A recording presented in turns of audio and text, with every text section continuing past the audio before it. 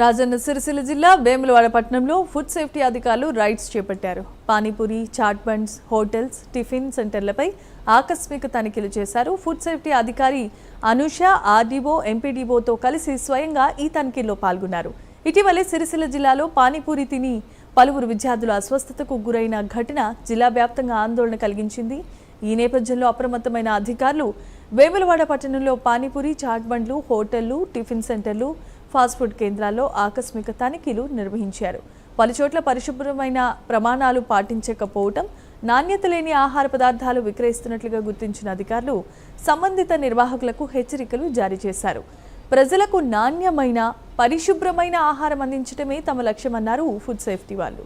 జిల్లా వ్యాప్తంగా ఇలాంటి తనిఖీలు నిరంతరాయంగా కొనసాగుతాయని కూడా స్పష్టం చేశారు.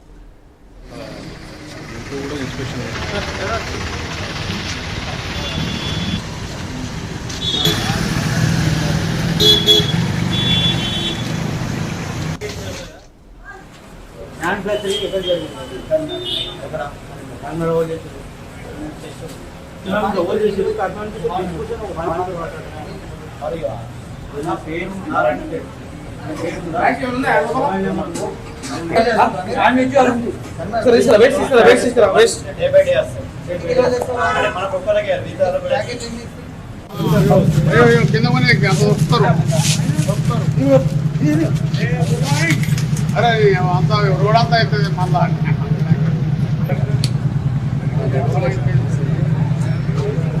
సిరిసిల్లాలో మొన్న ఫుడ్ పాయిజనింగ్ అయిన కారణంగా ఈ పానీపూరి సెంటర్లు ఆర్టీఓ మేడం గారు, మున్సిపల్ కమిషనర్ గారుతో విజిట్ చేయడం జరిగింది.